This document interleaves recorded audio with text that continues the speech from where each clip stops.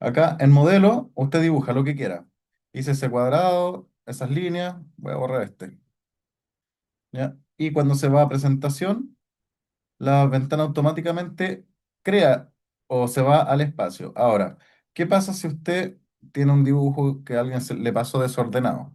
Y tiene una línea acá, esa acá, y se va muy al fondo y tiene otra línea acá. Lo que va a pasar es que no va a poder encontrar el dibujo, ¿cierto? Y va a tener que hacer el scroll para cambiar el zoom, ¿ya? Ahora, lo que usted puede hacer es apretar el Z, después el E de extensión, y en la ventana se va a situar en el centro, agarrando todos los dibujos que hayan, ¿ya? Por ejemplo, elimino esto. Me voy acá, Z de nuevo, extensión. Y ahí toma todos los dibujos que quedan. Me voy acá y elimino el que... Aquí también puedo hacer lo mismo, ZE, por si acaso. Y aquí lo elimino, hago ZE de nuevo y me lleva a mis dibujos originales, o los que quedan en realidad. Y aquí en la ventana también, ZE, y me va a llevar a los dibujos. Eso es una forma de encontrar los dibujos cuando uno no tiene idea dónde están. Como por ejemplo, cuando uno quiere importar, eh, claro, importar una planta con coordenadas. Entonces las coordenadas van a estar descritas, ya van a estar en algún plano de, porque esto puede ser coordenada mundial, no sé. En alguna parte del plano va a estar esa coordenada y usted basta con que haga Z extensión y la pantalla lo va a llevar al dibujo. Ya, si yo elimino estos dos, ZE me va a llevar a ese dibujo. ¿Sí? ¿Esa era la duda? Ahí. Sí, profesor. Sí. ¿Sí? Sí, y Ahora, usted, claro, y ahí se puede finalmente trabajar en esa pestaña el cuadro de carga, ¿cierto? Por claro, ejemplo, si yo lo que quisiera dejar como en un rinconcito por ahí, bien cuadradito. miren, lo que yo hago cuando estoy apurado, ¿dónde les tengo? Acá. Cuando estoy apurado, aquí no es que ya tienen, aquí ya habíamos definido la ventana, las áreas de impresión y todo. Entonces, cuando no se los recomiendo que sean así desordenados, pero si hay que hacerlo, hay que hacerlo, ¿ya? Por ejemplo, usted tiene la planta aquí, toda esa es su planta. Entonces, en un costado lo que yo siempre hago es, primero, hacer una capa, en la capa hacer eh, una carpeta, colocar, no sé, el nombre de detalles, ¿ya? Dentro de esa carpeta, empezar, tablas. Entonces, ya tengo tablas aquí y hago, lo voy a poner ¿con qué color? Ya, por ejemplo, plomo ya, el que sea. O simplemente lo coloco como por bloque. Ya, listo. Y ya, suponiendo que acá está nuestro dibujo,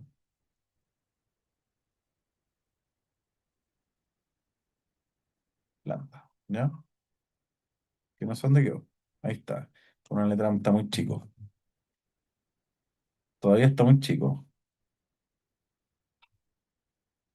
Y ahí está la planta. Entonces, aquí para que el que revise, o si yo reviso después, acá yo pongo mis detalles. Y acá no sé, yo le puedo poner eh, todo lo que son los bloques, bloque de enchufe, bloque, y por lo general dibujo enchufes acá, interruptores acá, si tengo que hacer distintos tipos de canalización, hago la línea, les doy el grosor, el color, y les voy dando las características, cosa que después cuando yo dibuje, tome un elemento de acá y lo coloque acá, o en caso de las líneas, tome las propiedades de acá, pongo igualar propiedades y lo tengo automáticamente ahí. Al igual que, admitir a Cristian. Al igual que las tablas, también podría colocar las tablas acá. Entonces, una vez que ya tengo todo listo, me voy al plano, tomo una de las ventanas, hago el ZE que me va a llevar acá. Y esto está apagado. Y tendría que estar prendido todo. Ahí está. Entonces aquí, no sé, pues yo como son tablas, no es necesario que yo les ponga una, ¿cómo se llama esto? Una escala, ¿ya? Porque son tablas, ¿no? Entonces la escala con tal que las letras que vayan dentro de la tabla sean mayores a 2 milímetros, como dice la norma, con eso me quedo. Entonces, claro, aquí yo puedo hacer es ahí, poner el unilineal acá, no sé, el cuadro de carga bajito, y así ir dibujando. Pero lo que pasa es que cada vez que yo hago una ventana dentro de un plano, es como que se pone un poquito más lento, te consume más memoria. Entonces, lo que hago es todo lo que tenga que ver con planta, dibujo, acá, detalles, lo que sea. Y lo que tenga que ver con diagramas unilineales y tablas, aquí, ¿ya? Ahora, si es mucho, puede que sea más conveniente tenerlo en el mismo espacio modelo, así va viendo mientras dibuja. Ah, ya, me habré equivocado, no sé, poner cuadro de carga, tengo todas las cargas aquí, las cuento, dibujo al lado, ta, ta, ta. Ya, pero ese es el juego que tiene que hacer. Muchas gracias, profesor. ¿Alguna otra duda? No, ok. Ay, abrí este.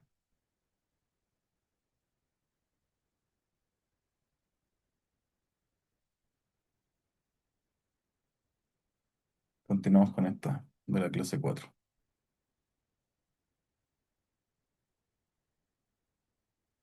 Todo el espacio de trabajo, ¿cierto? La RIC 3, armónicos, RIC 3, posición, RIC 4, alcance. Ya. Ok, bien. Em, ya. Bueno, la RIC 4 ya estamos nosotros dentro de la instalación. ¿Ok? Entonces, como resumen, RIC 1 es lo que ve el empalme. RIC 2 es lo que ve los alimentadores. RIC 3, tablero. RIC 4, instalación. ¿Ya? Y en particular, la RIC 4 lo que va a tomar en cuenta es el dimensionamiento de conductores y el dimensionamiento de canalizaciones. ¿Sí? Todavía nos va a faltar, que es el dimensionamiento de cargas e instalaciones y características que tienen que tener un establecimiento. Después el sistema de puesta a tierra. Eso es como lo general. ¿Ok? Em, lo siento si estoy un poquito disperso ahora, pero estoy tratando de ver todo lo que puedo enseñar. Entonces, terminologías. Necesito que... Ah, no, no lo he puesto acá. Aquí. ¿Quién me puede decir qué es un canastillo portaconductores?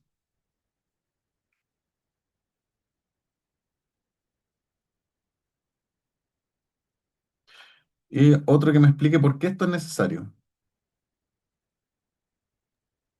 Profe, un canastillo portaconductor es un tipo de canalización que va adosado mayor parte en paredes. Sirve para, como bien lo dije recién, canalizar alimentadores de circuitos o de tableros. Y eso básicamente, ¿no? Una estructura de construcción metálica. Sí, los canastillos son como Tiene que algo ir así. aterrizada también. Está re feo lo que dibujé.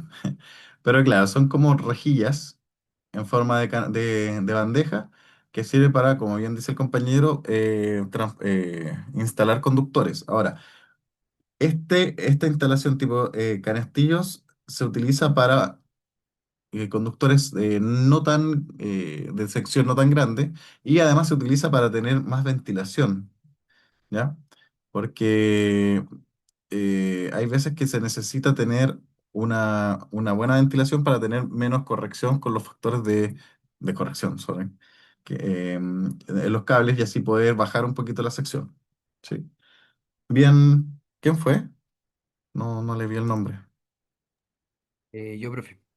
Sí, sirven harto Matías. para aplicar el método de instalación adecuado y poder encontrar la opacidad de los alimentadores. Profe, esos son los que parecen Maya Acma. Correcto. Acabo de ver el chat y Joaquín, usted me dice, yo hice el cuadro de carga en un Excel. ¿Era en AutoCAD? Recuerde que en Excel, si usted lo copia con control V, o sea, control C, disculpa, y lo pega en el AutoCAD, queda inmediatamente linkeado ahí. Y de hecho lo puede abrir desde el mismo AutoCAD. Entonces no habría problema, por si acaso. Ya. ¿Por qué nosotros necesitamos que el cable sea, o sea, cuál es la definición que sea retardante a la llama? No, estaba diciendo esa definición. ¿Por qué necesitamos que cumpla con que sea retardante a la llama, que no sea propagador de incendios y que el cable sea resistente al fuego? ¿Cuáles son el propósito de estos tres elementos o características que debe tener un conductor? O sea, profe, yo creo que es un cable, si no tiene esas características, fácilmente una fuente de incendio, ya que soporta sobrecarga, cortocircuito, altas temperaturas, etcétera. Entonces, si no tiene esos elementos, es básicamente una fuente para mí, una fuente de incendio en conductor, Ya, ¿y cuando cuál se es somete a lo que le acabo de mencionar. correcto? ¿Y cuál es lo peligroso que eso ocurra? Que obviamente va a repartir calor y va a va a propagar el incendio mucho más rápido. ¿Por qué? Porque muchas veces pasa estas dos cosas. Los conductores son preembutidos o son en forma subterránea, entonces no es posible divisar de forma temprana que esto se está consumiendo. Y por lo tanto podríamos ver las consecuencias simplemente ya del incendio. ¿Sí? Ahora, ¿por qué? Bueno, esto es lo mismo, va en el mismo sentido. Tiene que ser de baja emisión de humo. ¿Por qué? Porque en un incendio, obviamente, si nosotros tenemos humos tóxicos, va a perjudicar a la persona que esté ahí, animal también. Libre de halógenos porque halógenos y tiene que ser de baja toxicidad. Estos son gases tóxicos que pueden dañar mucho al humano. ¿Sí? Bueno, esto no. Esto ya lo vamos a ver en la presentación. Profesor, así, dos acotaciones, o sea, la canastilla portaconductores es lo mismo que bandeja portaconductores y No, lo... no. No. Ahí, ¿dónde está? Mis dibujos son más o menos. La bandeja, ¿ya? La bandeja va a ser algo con comillas, como un latón continuo, ¿ya? Que puede tener ranuras. Yo creo que muchos las han visto instaladas. Pero es un latón continuo. El canastillo, como bien dijo el compañero, es como una malla, ¿sí? Y hay otros que se llaman escalerillas, que tienen en su costado como bandeja, pero por debajo tienen forma de escalera. Profe, ¿Ya? profe, ¿Sí? disculpe para lo que acaba de explicar, eso es cierto tipo de bandeja va a ser para cierto tipo de cable o cualquiera puede pasar por allá. No. Cada uno de los tipos de canalización van a tener sus restricciones para su uso. ¿Ya? Algunos van a decir que son para alimentadores, otros van a decir que necesariamente se utilizan para conductores de cierta sección transversal, ¿ya? Pero por lo general, la persona que va diseñando va a utilizar este tipo de bandejas según la cantidad de conductores que quiere transportar y el tipo. ¿Ya? Porque obviamente una bandeja, una escalerilla o un canastillo tienen distintas resistencias a tensiones, resistencia a peso.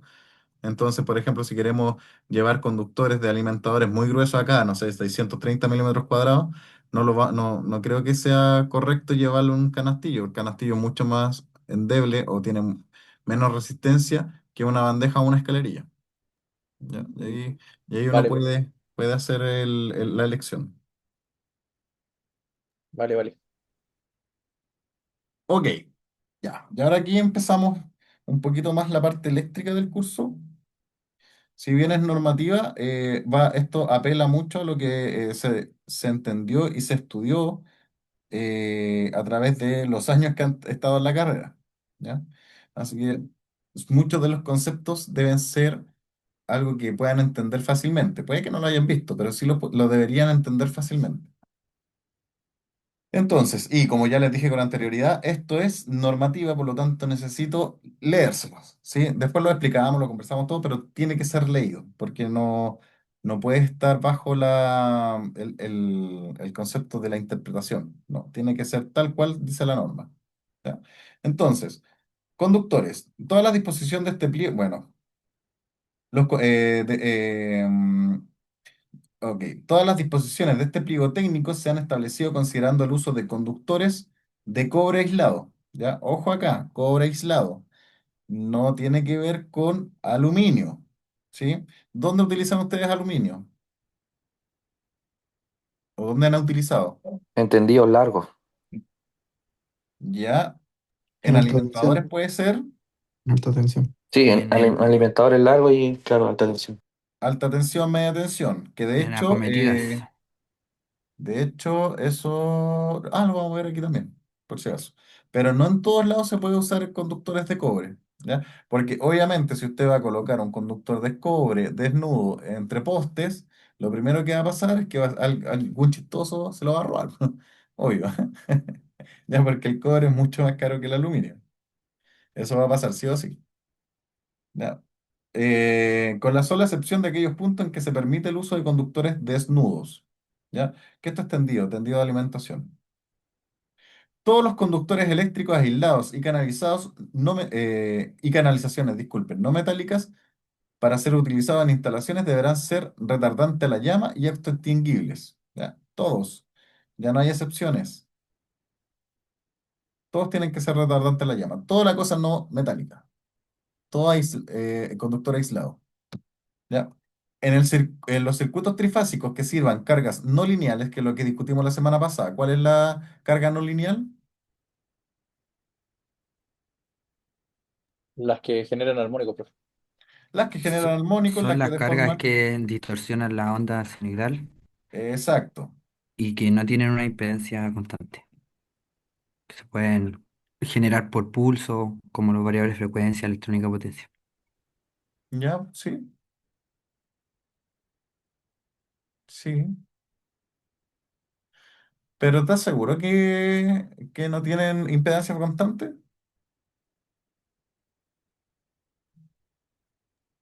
Había leído una definición así, profe, hace un tiempo. XC y XL, ¿cierto?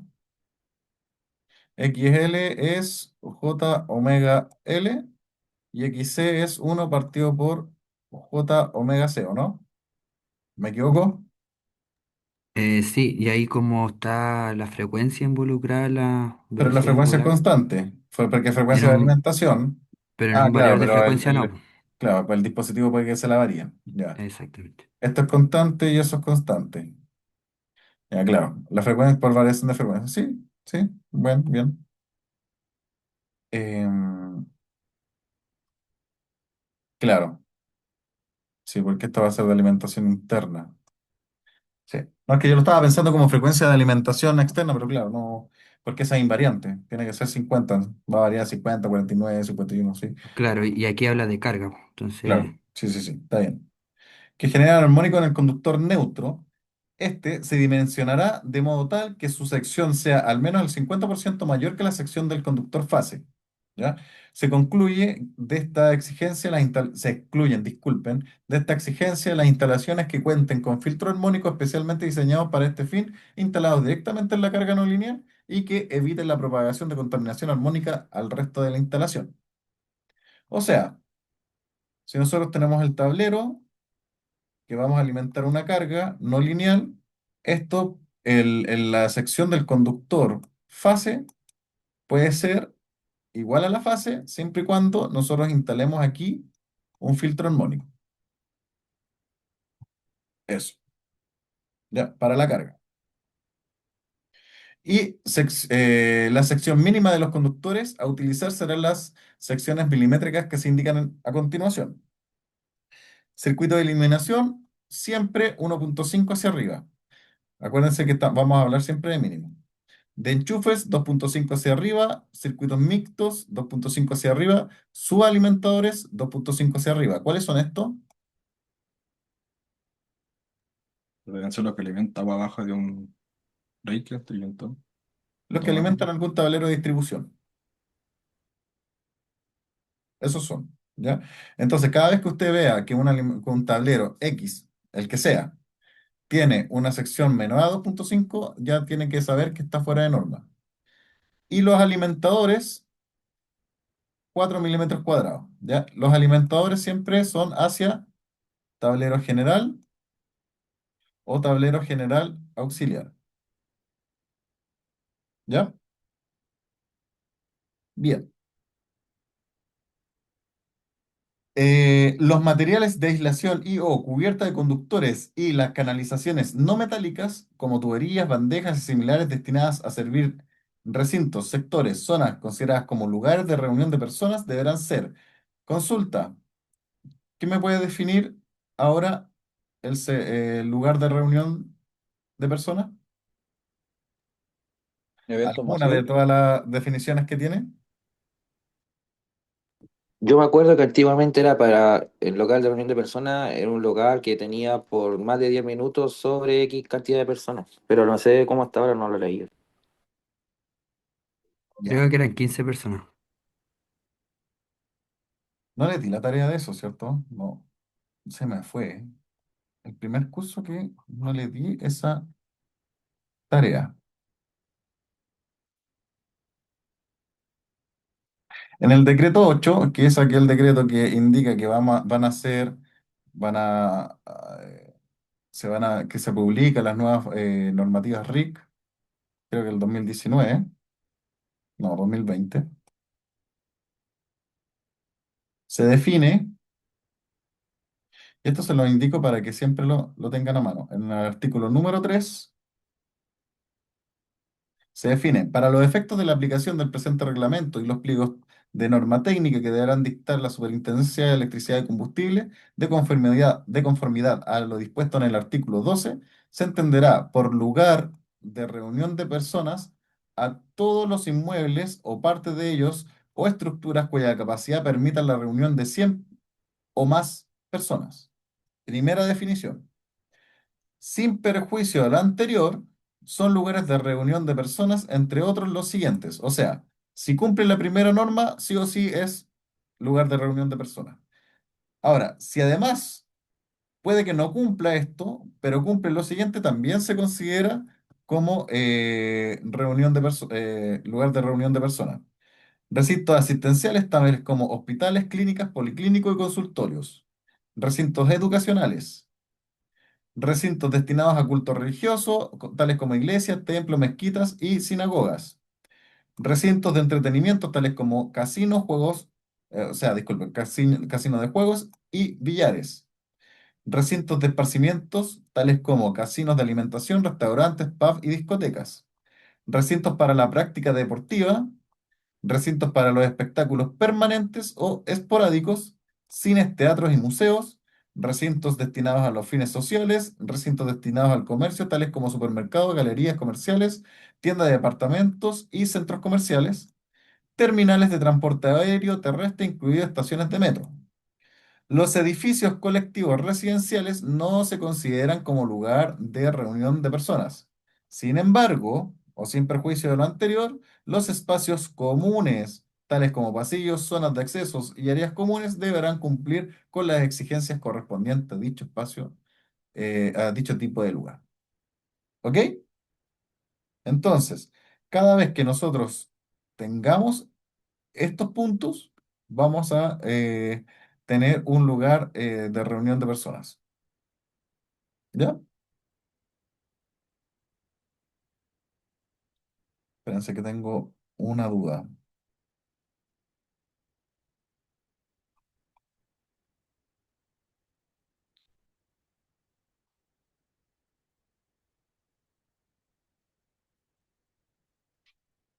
Bueno, no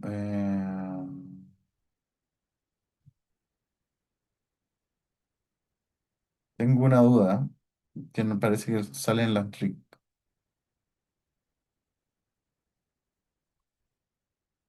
Mm, bueno, lo vemos después, después les digo la duda.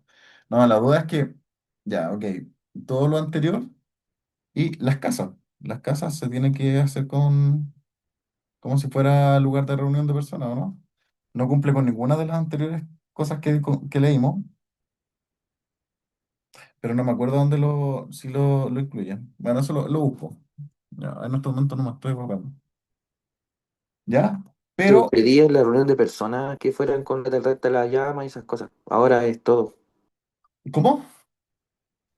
Que yo recordaba que antes cuando era designado como reunión de personas el local o el espacio, se usaban cables con retardante de la llama, libre de halógeno y eso.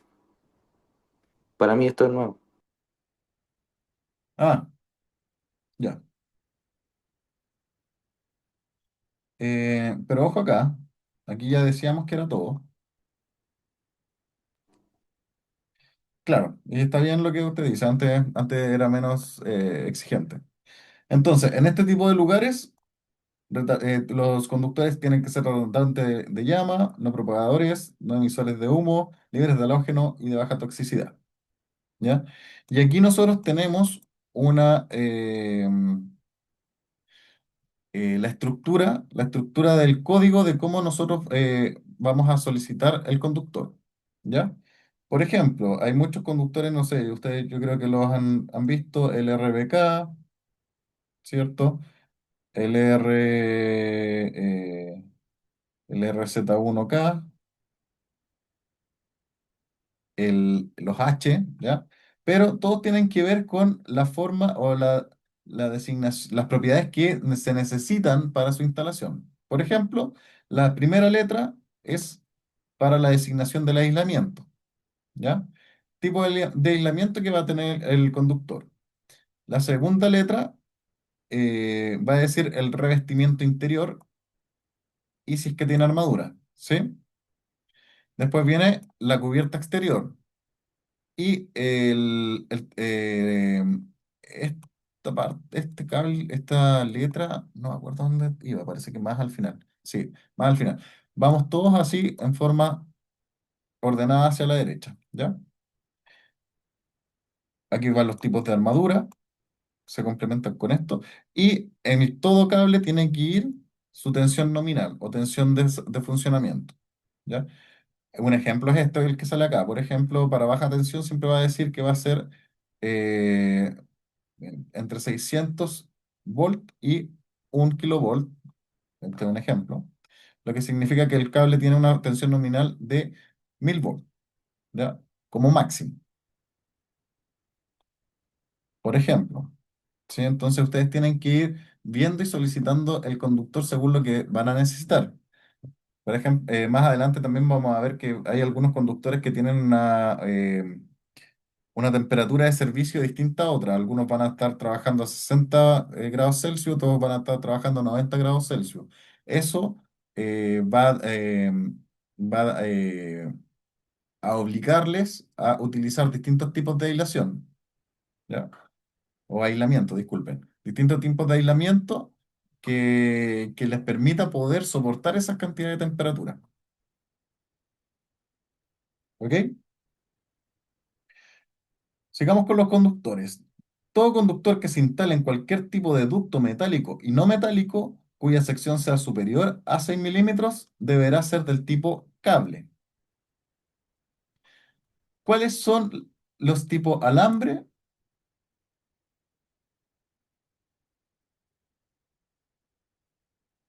Ah, chuta, una R. Los tipos cable. ¿Quién sabe la diferencia? El alambre contiene solamente un filamento, podríamos decirlo, y el cable se compone de múltiples filamentos o Correcto. hilos. Esto es un alambre y esto es un tipo cable.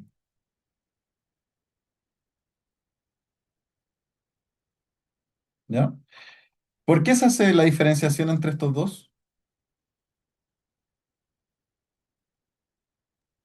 ¿Cómo es la pregunta, profe? ¿Por qué hay una diferenciación entre esos dos? ¿Por qué se utilizan tipo cables y tipo alambres? O sea, ¿O por qué se tienen creó el tipo alambre? ventajas. Ya, el alambre tiene menor esfuerzo mecánico que sea, sí, pero el alambre tiene menor esfuerzo mecánico que el cable. Y además el cable puede, debido al efecto skin, ocupa mayor sección transversal para transportar los campos electromagnéticos que el alambre. En el Súper, alambre, todo el campo electromagnético se va solamente a la orilla, podríamos decirlo, al borde. En cambio, al tener varios filamentos, se reparte mejor ese campo electromagnético entre todos los filamentos. ya. ¿Usted Entonces me se puede ocupa explicar mayor cuál es el sección efecto transversal. skin? El efecto skin es el efecto piel, que dice que eh, la sección, el campo electromagnético suele irse a los bordes del material conductor. Ya, No- claro. Lo que que, la mayor densidad, por ejemplo, de campo electromagnético va hacia la orilla y no en el medio.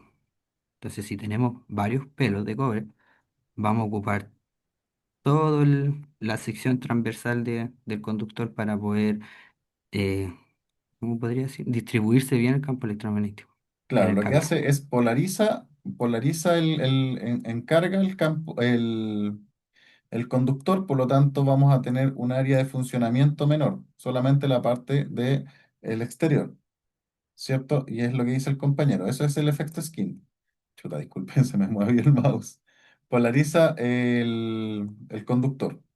En vez de poder utilizar toda esta área para el movimiento de carga, lo va polarizando, ¿ya? Y al tener varios conductores que forman un mismo cable, este efecto se va disminuyendo. Sigue ocurriendo, pero se va a ir disminuyendo. Porque, porque antiguamente podríamos haber tenido un alambre así, ¿cierto? Y tener el efecto esquina acá afuera. En cambio, si tenemos alambre, tenemos un efecto esquina en cada uno de los conductores. ¿Mm? Y eso hace que podamos utilizar se pueda considerar un mayor sección transversal. Muy bien. Los cables de cualquier sección deberán contar con terminales, salvo en que el borne o el puente de conexión de la protección barra o aparato, disculpen, el puente de la protección barra, aparato o artefacto sea de un diseño tal que haga innecesario o inconveniente esta exigencia. ¿Qué quiere decir? Que cada vez que nosotros necesitemos conectar algo, debemos utilizar un tipo de terminal. ¿Ya? Sin embargo, hay elementos que por la sección del conductor es necesario que solamente se introduzca este y a través de un mecanismo interno del aparato, este queda fijado y aislado, bien conectado, ¿ya? Por lo tanto, no se consideran solamente en esos puntos la utilización de estos terminales. Por lo tanto, de nuevo con por lo tanto. Si usted va a ver y va a fiscalizar, disculpe, alguna protección, ¿ya? En donde el conductor solamente entra por apriete y no tiene esto, y si ve que el conductor se está dañando, ya está fuera de norma. En los mismos enchufes, donde simplemente pasan el cable por los hoyitos y que se apriete y da lo mismo para dónde están los pelos y chao y quedó bien y fijo y punto. No, ahí se tienen que usar este tipo de elementos, los ferrules, ¿ya? En donde en base de presión acumula dentro de él el conductor y el elemento de presión del aparato, que en este caso puede ser un enchufe o un interruptor, va a hacer fuerza a todo este elemento, ¿sí? Sin la opción de que los filamentos interiores del cable se rompan. Es netamente eso, mantener la integridad del conductor. La conexión que los conductores y los terminales indicados en el punto anterior se deben hacer de modo que exista una adecuada continuidad eléctrica, sin daño para la sección del conductor y su aislación. Los terminales se unirán al conductor con alguno de los medios indicados en el siguiente punto. ¿Ya? Tenemos soldadura de bajo punto de fusión, soldadura de alto punto de fusión, por baja compresión y por alta compresión. ¿ya? Esto es el estaño que siempre se usa, ¿sí? El soldadura de alto punto de presión puede ser las termofusiones que ustedes pueden, la mayoría de ustedes han visto cuando se construyen los sistemas puesta a tierra, que se coloca como un cajón, por así, una cajita, introducen los cables y se pone la carga, y eso hace una pequeña explosión que fusiona en base de altas temperaturas los conductores. Baja compresión serían estas. Y alta compresión es aquellos que ya utilizan elementos mecánicos para que quede la fijación correctamente realizada. Lamentablemente aquí no dice, pero sí las normativas, pero aquí no dice la cantidad de newton de compresión, newton metro. Ya, ojo acá. Las conexiones entre conductores se realizarán en el interior de cajas diseñadas para este propósito y con materiales no propagadores de la llama, cumpliendo además lo siguiente. O sea, cuando uno habla de cajas, no solamente son cajas de derivación, también se pueden hablar de tableros, ¿ya? Por si acaso. Pero en general se conoce como cajas de derivación, solamente que los otros son más grandes. Ahora, ¿por qué esto se tiene que hacer dentro de las cajas? Es algo, podríamos decirlo un poquito obvio, dado que dentro de las cajas vamos a cuidar con que no se haga conexión hacia afuera con algún elemento extraño. Podríamos cuidar que no entren elementos como polvo, como elementos químicos o la misma agua, ya para que las uniones que se hagan acá no sufran ningún daño. Por eso se necesitan estas cajas, por si acaso, no es algo del porque sí, no. Ahora, estas cajas tienen que cumplir con los siguientes. En las instalaciones destinadas a servir recintos, sectores, zonas, etcétera, consideradas como un lugar de reunión de personas, las cajas construidas con metales, o sea, disculpen, con materiales no metálicos, deberán cumplir con las mismas características indicadas en el punto 5.5 del pliego, que ahora se me olvidaron. Ah, esas. No retardante a la llama, no propagador, etcétera. Si son metálicas, estarán protegidas contra la corrosión en su exterior e interior. O sea, ¿cuál es la protección que nosotros utilizamos para estos elementos? Tienen que ser galvanizados.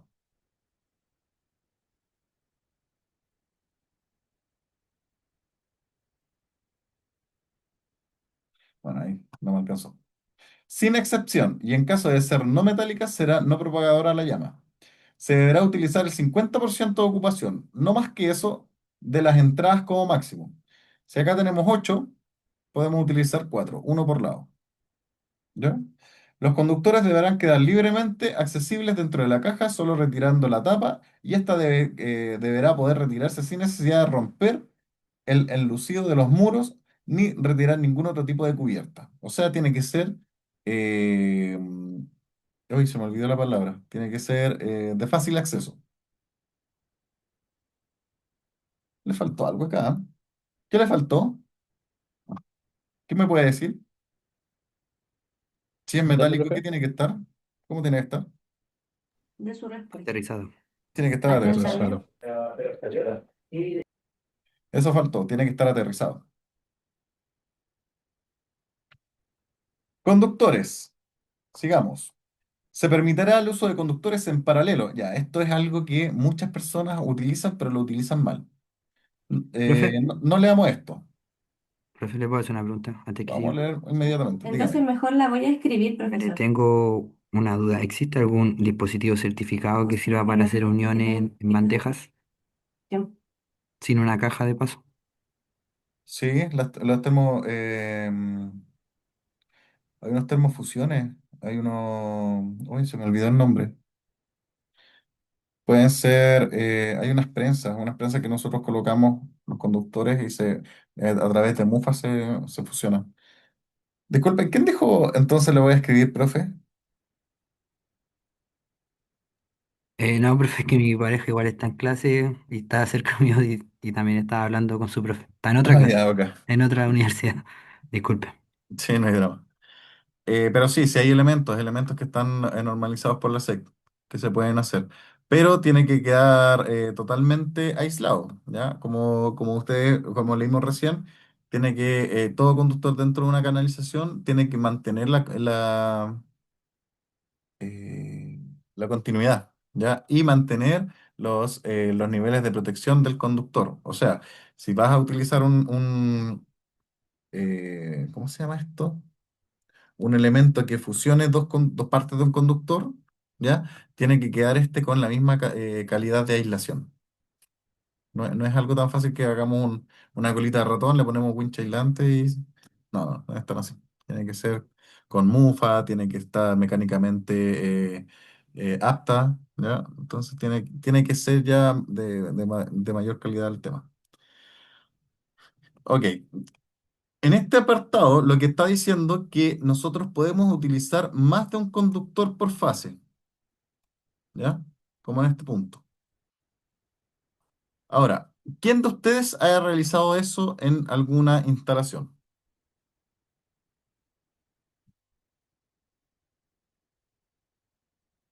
Yo lo he visto, profe, pero no lo he realizado yo mismo, por lo menos. Pero ¿Ya? lo he ¿Nadie visto. lo ha hecho? ¿Nadie lo ha proyectado?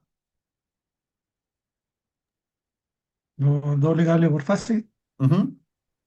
sí, hasta cuatro. ¿Ya? ¿Y cómo lo hacen? ¿Cuáles son las características o los checks que debe cumplir para que esto se pueda hacer? Que veis la continuidad, o sea, por reglas generales, ir armándolo de a uno para no confundirse y inmediatamente ir haciéndole las marcas y después hay que medir la continuidad y obviamente respetar que sean la misma sección. Ya. Sí, lo que pasa es que es un problema que muchas personas utilizan, pero lo utilizan mal, ¿ya? Porque claramente al utilizar dos conductores nosotros podemos hacer un circuito que soporte mayor cantidad de corriente, ¿ya? ¿Por qué? Porque ¿cómo lo digo? Porque la relación entre misma sección y cantidad de conductores que en suma hacen esa sección, en sí tienen mayor cantidad de admitancia que un cable con la suma de todas esas secciones, ¿sí? No, dibujo. Esta situación tiene mayor admitancia que esta situación, siendo este A1, A2 y este A1 más A2, ¿ya? Eso es un punto. Y además, de esta forma, nosotros tenemos mayor flexibilidad de tendido. No es lo mismo tender dos cables de 107,2 que un cable de 240. No es lo mismo, ya por facilidad de instalación. Ahora, para poder nosotros realizar esto, tenemos que cumplir con la siguiente normativa. Uno, que es lo que dijo el compañero, tienen que poseer el mismo largo. ¿Por qué tienen que poseer el mismo largo? Esto ya es como electricidad. ¿Quién me lo puede decir? ¿Por qué deben tener el mismo largo? Pienso yo que al ser diferentes largos puede cambiar la impedancia del conductor. Correcto. ¿Qué pasa si cambia la impedancia? Se genera una corriente diferente en cada conductor y por ende temperatura diferente y caída de tensión diferente. Claro, y puede provocar un calentamiento mayor en el conductor debido a Exacto. que posee mayor corriente que los demás, ¿sí? Y eso puede ser un punto de falla. La sección obviamente tiene que ser la misma, si no, no estamos replicando otro conductor. La idea de hacer esto es la idea de hacer un cable, ¿ya? Esa es la idea. Colocar más conductores por fase significa replicar la idea de un cable, nada más. Entonces, tienen que ser del mismo largo y tienen que tener la misma sección. Tienen que tener el mismo tipo de aislamiento. ¿Por qué? Por lo mismo.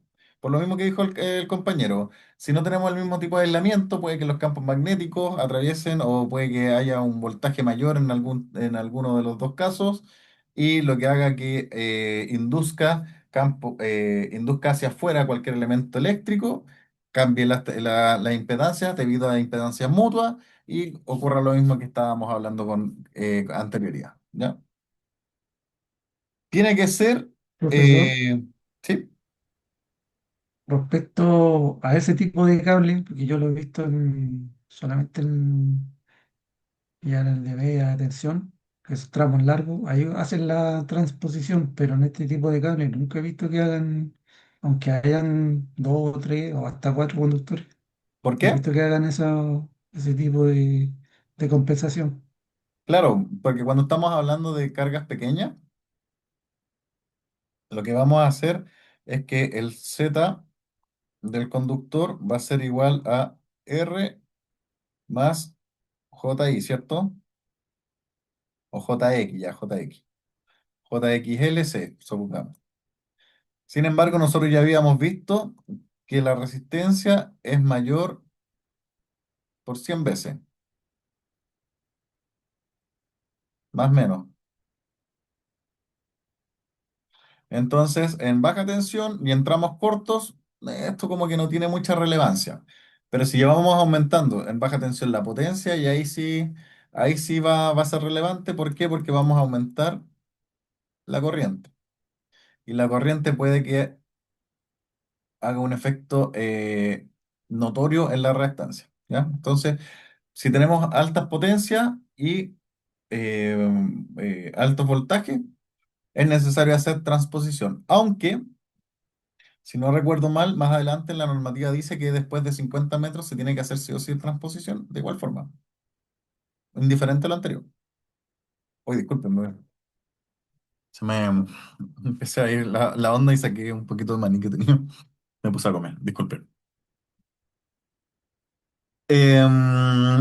Los extremos tienen que tener el mismo material de conexión y la misma dimensión que se conecten al mismo punto de conexión. ¿Qué quiere decir esto? Si yo tengo este elemento como terminal, ya. Yo obviamente, en este caso, bueno, en este caso es un terminal para dos circuitos, pero supongamos que nosotros tengamos terminal ojo, para uno, ¿cierto? Y para el otro. Vamos a tener acá, pucha chiquillos, mis dibujos son re malos. Dos terminales ojo. Si nosotros le modificamos la estructura de ese terminal, podríamos estar realizando una distinta impedancia en cada uno de los cables, lo que hace que no cumplamos con lo anterior. ¿Sí? Y tienen que estar en el mismo punto para no hacer diferenciación de voltaje si es que ocurre alguna de las cosas anteriores. ¿Ya? Entonces hay que cuidarse bien del cómo conectar estas cositas con más de un cable por conductor, o sea, por fase. ¿Profe? Sí, ¿Y en el diagrama unilineal eso se representa igual o cambia? Como para poder identificarlo. en el diagrama, usted va a tener diagrama unilineal, ¿cierto? Suponiendo que vamos a tener fases por aquí ya trifásico, 1, 2, 3, 4, porque va a ser omnipolar, general, carga, ¿cierto? Ok. Entonces aquí usted lo representa y dice, bueno, lo voy a hacer acá abajito para tener más espacio. Dice que este elemento va a ser, el alimentador va a ser un 5 porque va a ser las tres fases, neutro y tierra, ya, suponiendo, y va a ser por dos conductores. Puede poner conductores o puede no colocarlo. Dos de, no sé, 50 milímetros cuadrados. Eso lo puede dejar como una notita acá al lado, aquí como chip, para indicar cómo es el tipo de conductor. Y en el cuadro de carga también debería colocarlo. O en el cuadro de resumen de alimentadores. Ah, ok, muchas ¿Ya? gracias. Pero tiene que colocarlo, no es una cosa que, sí, ok, lo vemos, chao, chao, y nos olvidamos. No, tiene que colocarlo, si no nadie es adivino. Espera un poquito, voy a traer agua.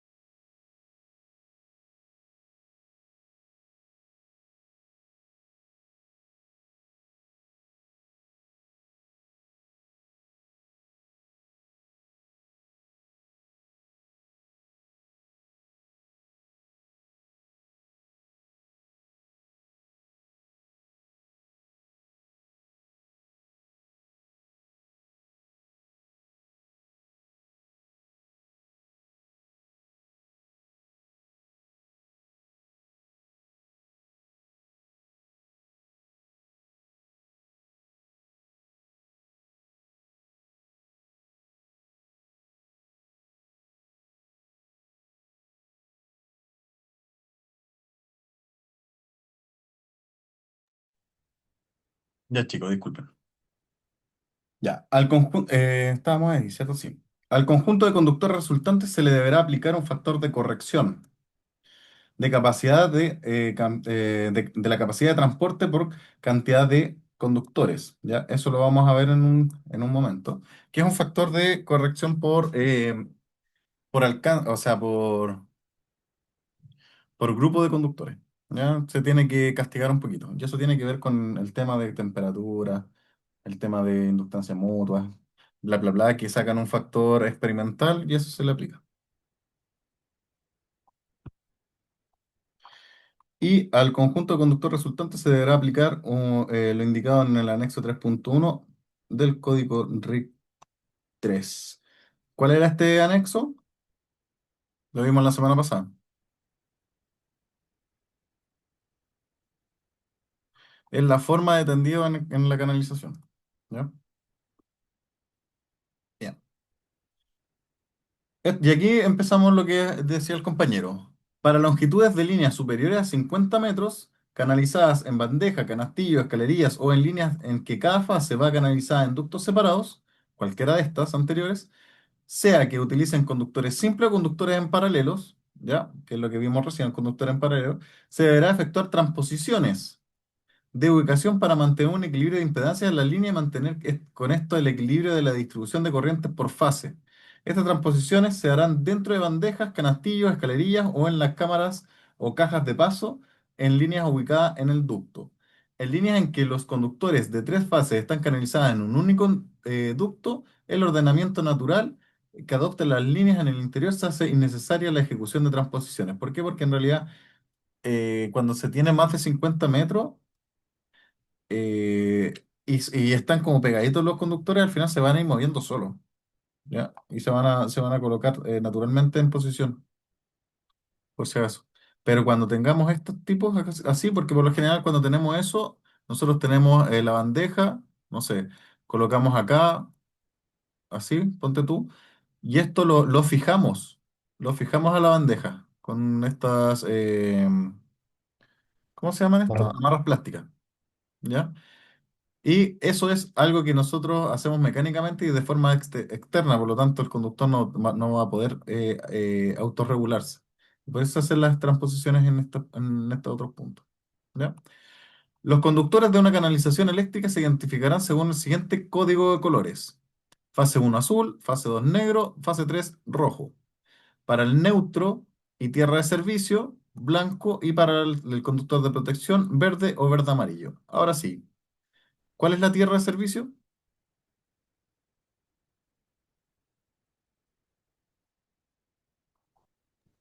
La tierra de servicio es la tierra que se une a una barra Cooper en el empalme o en los transformadores. Ya, sí y no. La tierra de servicio es el neutro, pero el neutro del alimentador. Hasta ahí llega. ¿Ya? Entonces la compañía a nosotros nos va a dar bueno, una fase si es monofásico, tres fases si es trifásico, más una tierra de servicio, que va a ser su neutro. Entonces nosotros cuando pasemos por nuestro transformador, ya, puede que este no vaya también. Puede, puede que sí, puede que no. Vamos a pasar nuestras tres fases, un neutro, y nosotros con un sistema puesta a tierra, le vamos a pasar una tierra. Estos se van, en el primer tablero se van a aterrizar, para llamar la normalización que se utiliza ahora, y nuestras fases van a llegar a nuestros elementos de protección, o una barra, ¿ya? Y de ahí hacia adelante para las otras cosas. Y de aquí se saca neutro y tierra. Entonces, en este lado es tierra de servicio y de este lado hacia adentro del establecimiento se llama neutro. Conductores. Para secciones de conductores sobre 21 milímetros cuadrados, en que el mercado nacional solo ofrezca aislamientos monocolores, se deberá marcar los conductores a un extremo y cada 5 metros. O sea, tenemos el conductor, se marca aquí la fase, se marca aquí la fase y cada 5 metros. Oiga, profe, ¿Sí? tengo una duda. Por ejemplo, o sea, en el código de color, ¿en qué momento puedo ocupar el café negro gris, por ejemplo? En ninguno. Ese. En ninguno. Y si, por ejemplo, ya yo compro por ejemplo, los conductores de alta, por ejemplo, gran parte de ellos están como codificados con ese código de color, pues, café negro gris. Eh, En ese caso, pero ¿qué hacen? recuerde A ver, le ponen una... que este RIC es para baja tensión. Ya, sí, igual tiene razón, sí. Recuerde Sí. los alcances. Sí, Eso es sí, bajo 1000 volts, ¿no? bajo 1000 volts. Ya bajo 1000 claro. Sí, ¿ya? Pero sí, pues sí, eso pasa, porque al final ¿qué? Nosotros compramos todo afuera, o sea, afuera van a venir con el código estadounidense, el gringo, el chino, el que sea.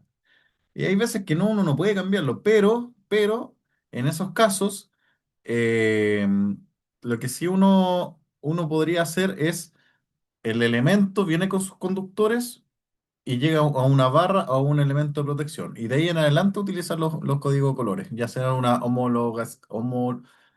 no voy a poder. Homologalización de los conductores. Que, por ejemplo, profe, hacía esta pregunta porque yo tengo entendido que, por ejemplo, los tableros de faena, los móviles, estos, tienen que tener un conductor especial que era el... No me acuerdo cuál es el nombre, la verdad. Pero si uno busca ese conductor en el comercio, no viene con azul, negro y rojo, po. Viene con café, negro, gris. Y los tableros de faena, estos móviles, por lo general son de 380 en tensión.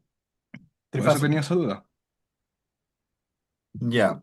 Ok. No Lo que hacemos en sé. el trabajo nosotros es, si está con ese código de colores, se marca, como dice el profe, dentro del tablero o la mayor cantidad que no sea visible el color que está fuera de norma, digámoslo así. Se le puede poner una termocontraíble o cinta aislante. Claro. Sí, Claro, o sea, lo más y, correcto sería eso.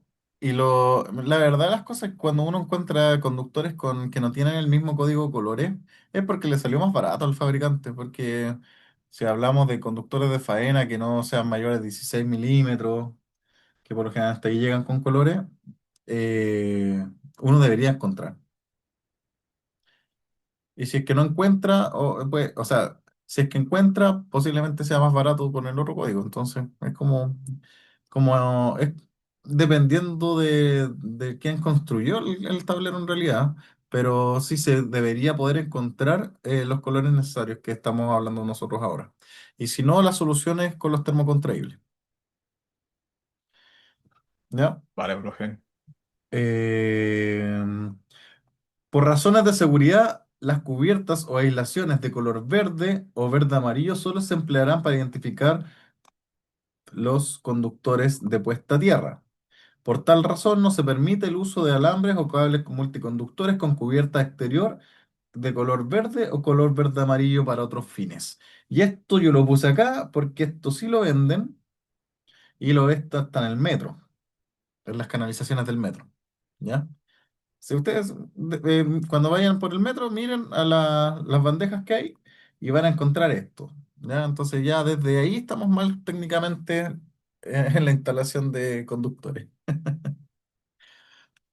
Todos los conductores deben ser continuos entre tablero eléctrico, entre cajas y caja, disculpen, o entre artefacto y artefacto, lo que decíamos con anterioridad. Si nosotros tenemos un tablero acá, de este tablero yo voy a alimentar una carga, chuta, disculpen, el conductor debe ser continuo, tablero, continuo hasta la carga. Ahora, podemos tener un tablero, podemos tener una caja de conexión debido a que vamos a pasar a otro muro, debido a que es muy largo, debido a que hay curvas, lo que sea, y vamos a pasar a una carga. Aquí el conductor tiene que ser continuo y si no es continuo, la derivación tiene que realizarse dentro de caja. ¿Ya? Siempre, ojo ahí, siempre, siempre, siempre. Al alambrar una instalación se deberán seguir las siguientes indicaciones.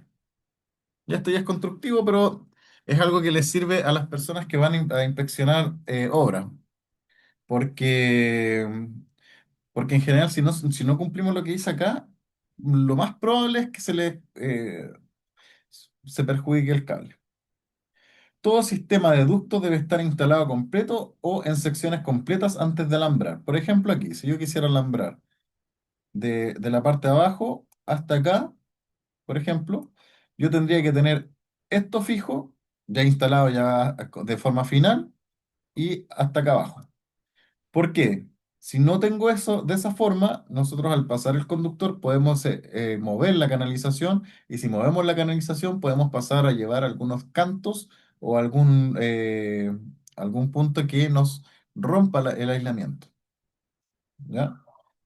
Entonces, por eso es necesario que tenga todo esto instalado. Y además, después, para continuar con la instalación, puede que el mismo peso del conductor no nos deje instalar de forma correcta los siguientes tramos. Entonces, hay que ver cuándo se puede y cuándo no se puede. Debe evitarse alambrar mientras la edificación no se encuentre en un estado de avance tal que se asegure una protección adecuada a la canalización contra daños físicos, humedad o agentes atmosféricos que le pueda deteriorar. ¿Ya?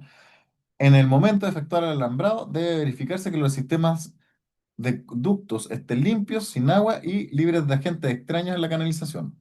O sea, está hablando que los ductos estén, ojalá sin agua, que estén sin piedritas, sin arenas, sin concreto, sin nada de eso.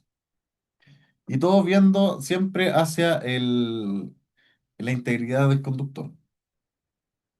Si se usan lubricantes para el tendido de los conductores, debe verificarse que estos sean de un tipo que no degrade las características de aislación y o cubiertas de los conductores. Y además que sean de estos que si se solidifican no dañen después tanto a la canalización como al conductor. ¿Ya? Conductores. Protección contra las condiciones de ambiente desfavorables. Ya. Esto es lo que nosotros hablábamos el otro día. Los índices IP y los índices IQ. IK, disculpen. Lo siento. Se me dan vueltas las letras. Para el IP tenemos dos factores, sólidos y líquidos. Los sólidos van del 0 al 6, que corresponden a este número, y los líquidos van del 0 al 8, que corresponden a ese número. Donde los sólidos son por lo general elementos y son partículas, como polvo. Y el líquido va desde goteo de agua hasta la inmersión completa del elemento. ¿Ya? Y para los códigos IK, estos tienen que ver con el impacto de energía. No creo que nosotros seamos capaces de distinguir cuál es la diferencia entre 105, o sea, 0,150 joule y 0,700 joule, ¿ok?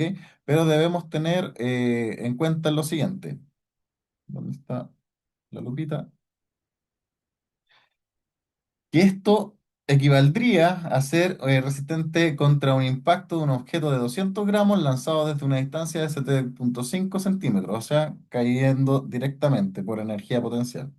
Y ahí nosotros vamos a poder tener una comparación. Por ejemplo, este de impacto de 20 joules resiste contra un impacto de un objeto de 5 kilogramos lanzado desde una altura de 40 centímetros.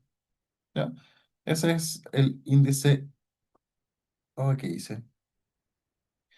y K. ¿Ok? ¿Consultas hasta el momento de conductores o elementos? ¿Quién está escribiendo? Ah, aquí está admitir. ¿Consultas? No, profe. Profe, ¿podría volver 3 días por atrás un poquito, por favor? Tres. Sí, que me salió una duda. No, otra más. Ya, ahí, gracias. Voy a sacarle una fotito. Pero si esto lo subo al Drive. Ah, no, sí sé, es que tenía la duda y quería aclararla como el tiro. Ah, lo está haciendo por IA. No, no, era para tomar apunte de esa parte. Mm. Canalizaciones. O sea, ya vimos la parte de conductores de la normativa, ahora vamos a ver canalizaciones. Y lo que vimos recién es la teoría. Al igual que acá, vamos a ver teoría y más adelante vamos a ver cómo se utilizan las tablas. Entonces, canalizaciones.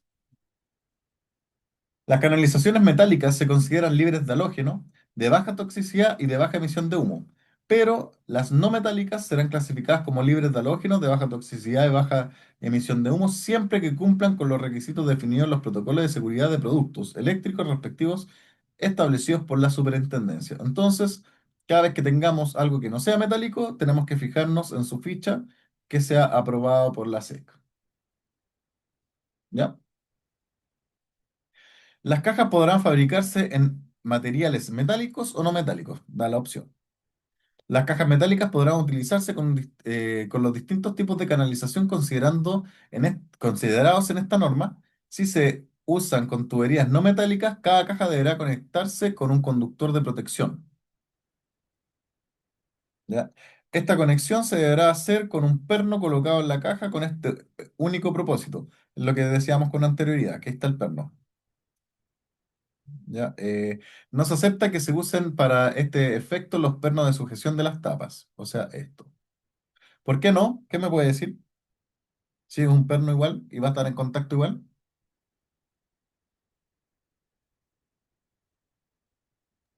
Porque impide a la apertura de la caja, profesor, y puede tener contacto directo igual la persona al destaparlo. Correcto las dos, pero cuando después cierra la tapa, ¿quién me asegura que esto va a quedar conectado? ¿Ya? Entonces, sí, correcto, correcto, correcto. Las cajas no metálicas no podrán utilizarse en canalizaciones con tubería metálica. ¿Por qué?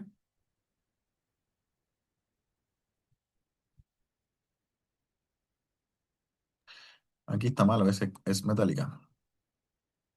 Las cajas no metálicas no podrán utilizarse en canalizaciones metálicas. Porque no existe como una compatibilidad entre esos accesorios, entonces no asegura una correcta fijación de una parte con otra, una unión mecánica. Y si es que se lograse, somos un país muy sísmico, entonces las partes metálicas con las no metálicas se van a romper por netamente fricción y por diferencia de resistencia entre cada una. ¿Ya? En la unión de tuberías con caja se deberá utilizar boquillas con bordes redondeados o dispositivos equivalentes, con el objetivo de realizar una efectiva unión mecánica y proteger la aislación de los conductores en su interior y manipulación. O sea, nosotros siempre, siempre para la entrada de tableros, entrada de caja, ¿ya? O salidas, como ustedes quieran llamarlo, se van a utilizar este tipo de prensas. Ojalá siempre. Este tipo o algo parecido. ¿Ya? ¿Por qué? Porque como nosotros tenemos que pasar el conductor por estas canalizaciones, cuando ya están construidas, obviamente esto no se va a mover. Por lo tanto, se va a aplicar una fuerza y la fuerza, si es que tenemos un canto recto, va a hacer que estropeemos el aislamiento, la aislación de del conductor en sí. Y eso es problemático. ¿Ya? Las entradas de caja que no se usen deberán dejarse cerradas. Acá hay una, sabía. O sea, si nosotros vamos a entrar por aquí y es la única entrada y vamos a salir por acá, no sé, o utilizar la misma, esta se tiene que quedar cerrada para mantener su nivel de aislamiento. ¿Ya? Toda caja deberá tener su respectiva tapa, porque si no, no cumple con su propósito. ¿Ya? Las cajas usadas en lugares húmedos o mojados deberán ser de construcción adecuada para resistir las condiciones ambientales e impedir la entrada de humedad o fluido a su interior. Las cajas que se usen en lugares en que haya gran cantidad de polvo en suspensión deberán ser de construcción estanca al polvo. ¿Ya? ¿Qué significa estanca?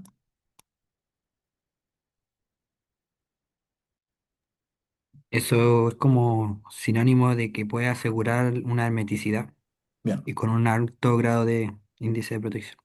bien, súper. Las uniones de las tuberías con las cajas a prueba de humedad, goteo, chorro de agua, salpicaduras o polvos deben efectuarse de modo que el conjunto conserve sus características de estanqueidad. ¿Ya? Y además, más adelante vamos a ver este tipo de cajas que es para lugares peligrosos. No, este no es. Me equivoqué. Lugares peligrosos es metálico, con entradas metálicas. Son como, son como tapitas. ¿Ya? Pero esta caja sí debe tener un alto índice IP. Las cajas deberán estar rígidamente fijas a la superficie. Ya, eso es otra cosa. Si ustedes van, por ejemplo, a ver, ¿cómo lo dibujo para que quede bonito? Este es el cielo mirado desde arriba. Ya, ustedes están por dentro. Supongamos que aquí está, ya, aquí termina el cielo. Y de aquí hacia arriba nosotros vemos el techo y de aquí hacia abajo vemos como el interior de la habitación. ¿Ya? Siempre, por favor, y háganlo bien, siempre las cajas deben estar fijadas acá, con la canalización. ¿Ya? O si están en el muro, la caja bien fijada al muro y luego la canalización. Porque si no hacen Profesor, eso, ¿sí? hay un alumno que está intentando ingresar. Ah, Joaquín.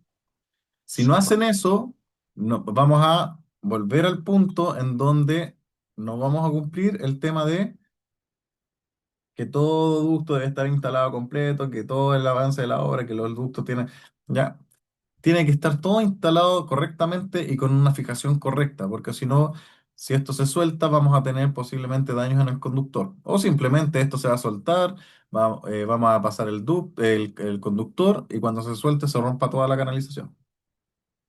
Las dimensiones de las cajas de derivación serán tales que permitan alojar holgadamente todos los conductores que deban contener, dejando un 25% de holgura de volumen. ¿Ya?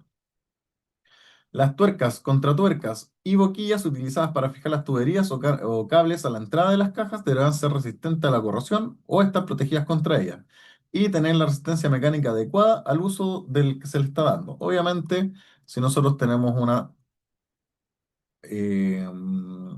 un tablero en donde vamos a introducir un conductor, no sé, de 25 milímetros cuadrados y acá tenemos una entrada de caja o entrada de tablero de PVC súper endeble, esto se va a romper. ¿Ya? Este punto es como, por favor, no haga tonteras. Las uniones y derivaciones se aislarán convenientemente debiendo recuperar a lo menos un nivel de aislamiento equivalente al propio del conductor, que es lo que estábamos hablando, si es que se pueden hacer uniones dentro de la canalización, ¿ya? O sea, dentro de bandeja.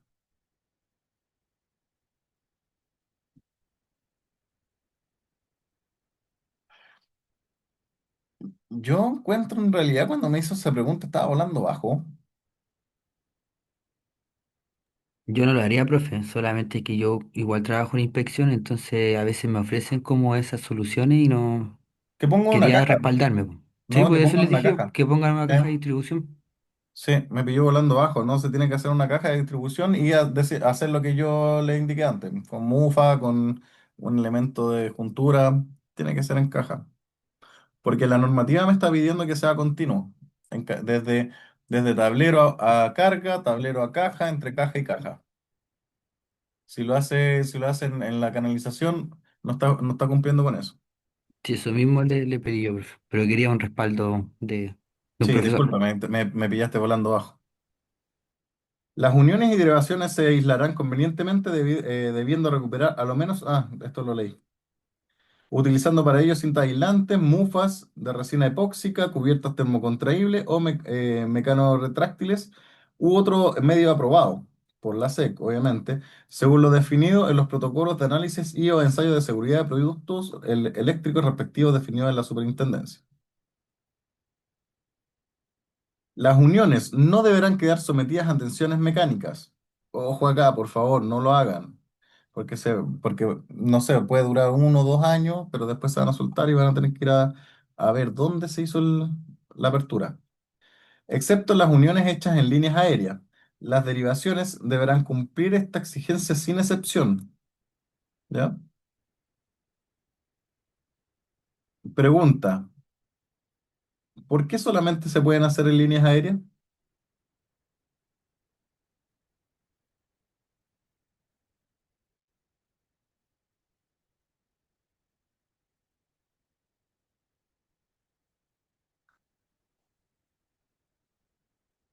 Piénselo. Debe ser por los cables de alta tensión, que si no tienen como esa tensión mecánica, tendrían como una guatita como más pronunciada. No, no, no, no, no, no va por ahí. De hecho, esto no cubre alta tensión y yo no haría una deriva, o sea, una juntura en cables de alta tensión así como así. Pero no sé si han visto entre cables, o sea, entre postes, uniones de este tipo como así. Tu, y la otra va por debajo y se engancha. ¿Ya? Bueno, esto se hace por dos razones. No tiene que ver con la flecha del cable.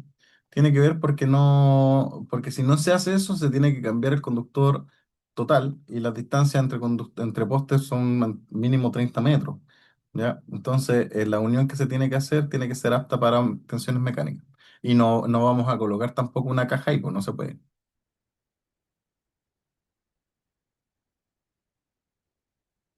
En una misma tubería, ya, esto es súper importante que se les quede grabado. En una misma tubería solo podrá llevarse los conductores pertenecientes a un mismo circuito. Ojo acá, o sea, si yo salgo de tablero, un circuito, solo un circuito tiene que ir por acá. Si el circuito tiene 3 conductores por fase, 8 conductores por fase, da lo mismo, pero es un circuito, ¿ya? Si este tablero tengo mi general más 3 circuitos más, yo tendría que tener 4 canalizaciones saliendo, por si acaso, que no se les olvide nunca. Se exceptúan de esta disposición de conductores canalizados en pilares de servicio, bandejas, escalerillas, canastillos o canaletas, ¿ya? Los que están afectos a la disposición de las secciones 7.7, 7.8, 7.10, 11, 12 y 13 del pliego que estamos viendo. Entonces, solamente en tubería. Ojo ahí, por favor. Las canalizaciones eléctricas deben identificarse adecuadamente para diferenciarlas de las de otros servicios. No se podrá utilizar los colores rojos, amarillos o azul en las canalizaciones eléctricas, ¿ya? El azul es agua, ¿cierto? El amarillo creo que era gas. Y el rojo siempre se me olvida. ¿Qué era el rojo? El rojo debe ser, esto es para incendio, red seca de incendio. ¿Quién sabe? Sí, pero parece que era red seca de incendio. Las canalizaciones eléctricas Sí, profe. Sí, ¿cierto? Red seca. Las canalizaciones eléctricas se deben ejecutar de modo que en cualquier momento se puedan medir el aislamiento de los conductores, localizar posibles fallas o reemplazarlos en caso de que sea necesario. O sea, esto es fácil verlo cuando estamos hablando de bandejas, canastillos, escalerillas. Cuando hablamos de tubería, Esto me quiere decir, ok, vamos a colocar cada cierto tiempo, tramo, cajas de derivación. Aunque no haya derivación en ella, coloquemos una caja, cosa que si nosotros tenemos, por ejemplo, tablero, carga, y colocamos una caja aquí, podamos discernir y reparar o reemplazar el cable en uno de estos tramos y no el tramo completo. ¿Ya? Puede ser. Ahí. Bueno, para las canalizaciones a distintas temperaturas, ¿cuándo pasa esto?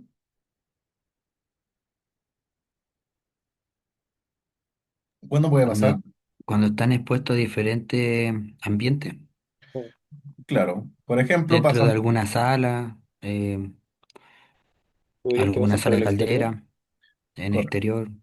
Correcto. Bien. Bien, puede ser oficinas, un frigorífico, caldera. ¿Ya? Ahí puede tener distintas temperaturas. Entonces, Profesor, ¿sí? em, ¿cada cuánta distancia debería haber una caja de inspección? Digamos, en, en una canalización cerrada, como un ducto, como para inspeccionar. No lo dice, ¿o sí? Espérate un poquito. Lo que pasa es que se me confunden a veces las normativas con lo que me solicita el cliente. No lo recuerdo ahora, pero yo mínimo colocaría cada 5 metros. 5, 10 metros, entre esa distancia si tenemos carga muy alejada. Ya, más que eso, yo diría que no me serviría tener cajas tan espaciadas, ¿ya? Pero por lo general, a ver si tenemos, esto debe ser 3 metros y medio, claro, 4 metros por 3 metros, sí, podría ser cada 3 metros, 4 metros, pero igual depende de la disposición del establecimiento. Yo creo que por eso no lo dicen explícitamente, ¿ya? Porque si lo dicen explícitamente puede que al tener tantas bajadas y curvas, una canalización puede que complique el diseño, ¿ya? Pero lo suficiente como para que por lo menos el circuito que llegue a una sala tenga donde ser inspeccionado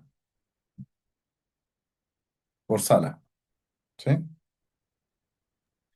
Ok, gracias. Pero parece que dice, Gabriel, lo voy a buscar, porque ese dato no lo tengo en memoria ahora. Puede que salga en la RIC número 10.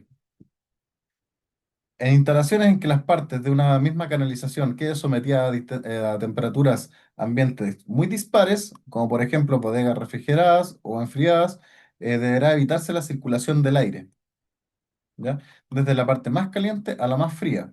Esto en realidad, si bien cumple dos funciones, ¿ya? Cumple la función de no tener un elemento que perjudique el funcionamiento o del área más fría o de distinta temperatura, y cumple con el hecho de que la canalización solamente tenga un punto de diferencia de temperatura, que va a ser entre un muro y otro, ¿ya? Eso cumple para que en ese punto se pongan, no sé, pues, elementos de dilatación y no tengamos rupturas en la canalización por la diferencia de temperatura. En tramos largos de canalización deberán colocarse juntas de dilatación que compensen la expansión o contracción de los ductos debido a las variaciones de temperatura, ¿ya? Deberán presentarse especial atención a la sección del conductor, que las condiciones ambientales más las condiciones de operación no sobrepasen los límites nominales de la temperatura de funcionamiento. Esto también es ojo. ¿Ya? Los factores que definen la temperatura máxima de operación de un conductor son temperatura ambiente, el calor generado internamente por el efecto Joule, las condiciones en las que estarán instaladas, si están al aire libre, si están ventilados, si están canalizados sin, o sea, ah, en instalaciones de distintas temperaturas, etcétera. y la presencia de otros conductores o fuentes de calor. ¿Ya? Entonces tenemos que fijarnos que el conductor soporte siempre las temperaturas en las que va a estar expuesto.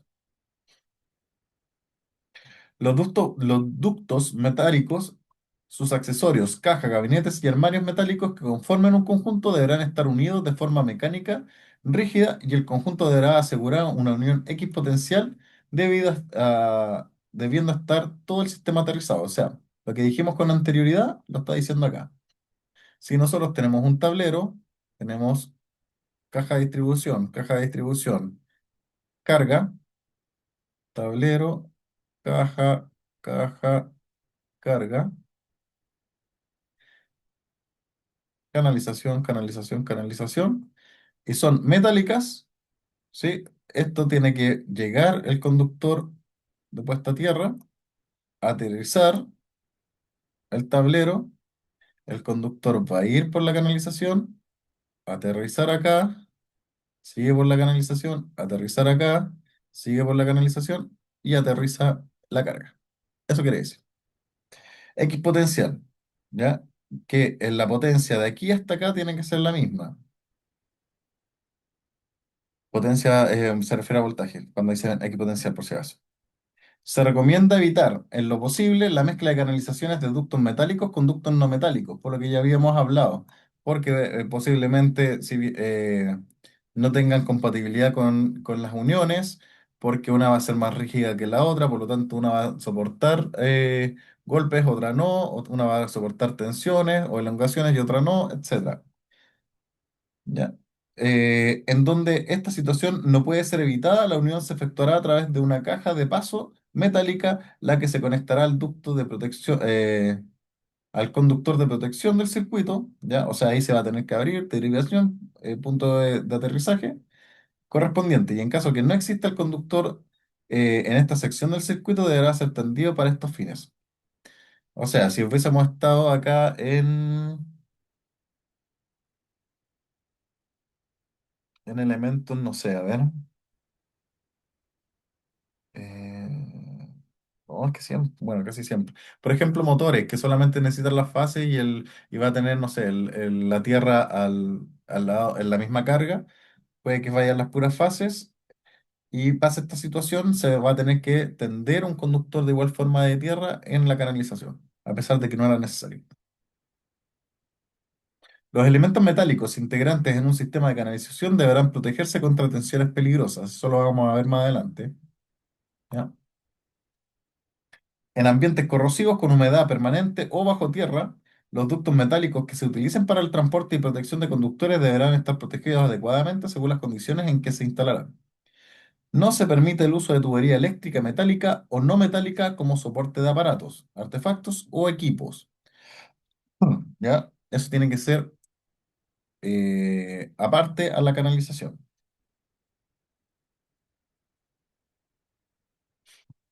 No se deben instalar canalizaciones no metálicas en lugares expuestos a daños físicos o a la luz solar directa, disculpen, a excepción de que estos tengan protección UV. Toda canalización debe ser continua entre accesorio y accesorio y entre caja y caja, lo mismo que los conductores. ¿Sí? Los sistemas de acoplamiento aprobados no se consideran discontinuidad, solo se permite el uso de accesorios y o componentes que estén aprobados por el fabricante de la canalización al momento de ejecutar la instalación de esta.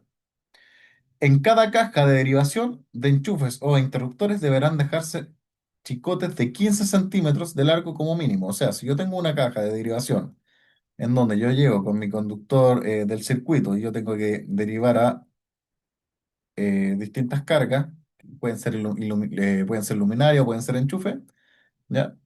Yo en estas junturas, aquí cada uno de estos conductores tengo que dejar 15 centímetros de conductor para futuros arreglos. Y después hacer las uniones.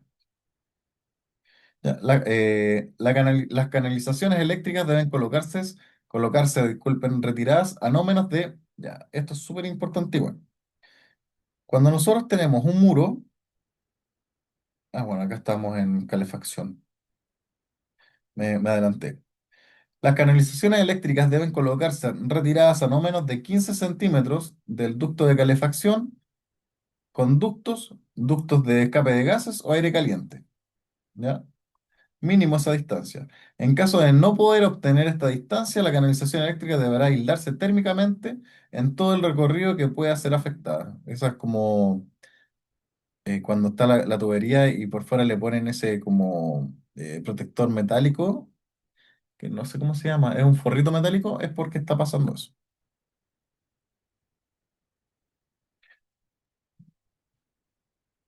Canalizaciones. Las canalizaciones eléctricas no podrán ubicarse en un ducto, shaft o espacio cerrado común con tuberías de gas o combustibles, por cosas lógicas. Si pasa algún cortocircuito o aumento de temperatura, esto sería muy peligroso.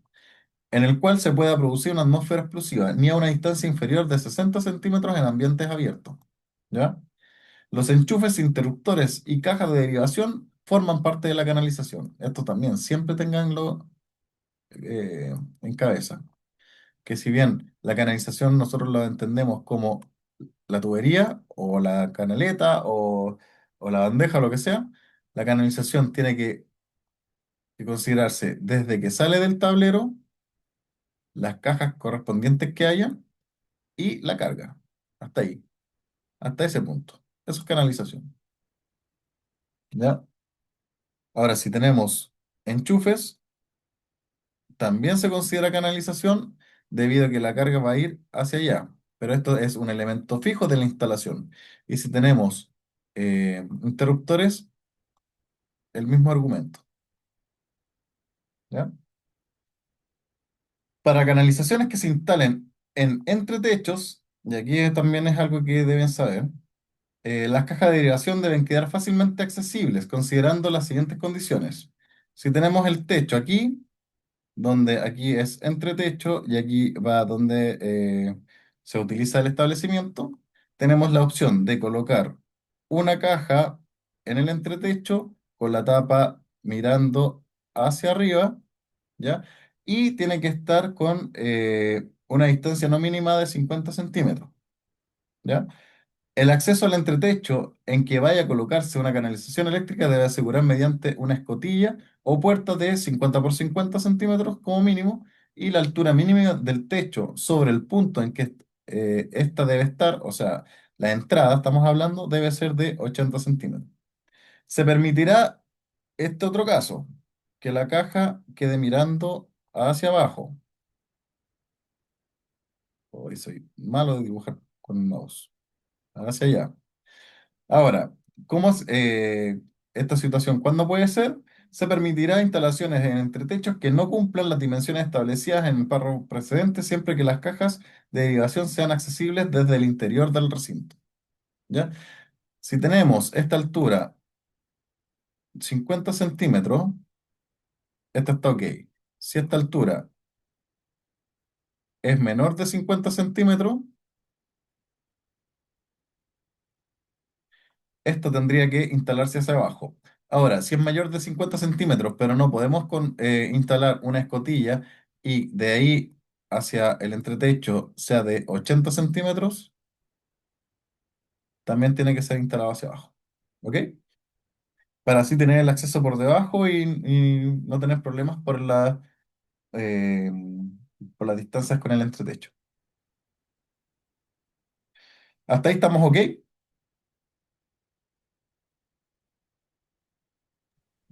Acá sí, profe. Sí, Sí, profe, por profe. acá. Sí, profe. Ya. Sé que es un poco latero este tema, pero después cuando hagamos los ejercicios se va a mejorar un poquito, pero es normativa, o sea, no tenemos nada que hacer. Ya, ¿les parece? Tomemos un descanso de 20 minutos. Vale, profe. Vale, vale. Entonces, a las 9:24, 9:25 comenzamos de nuevo.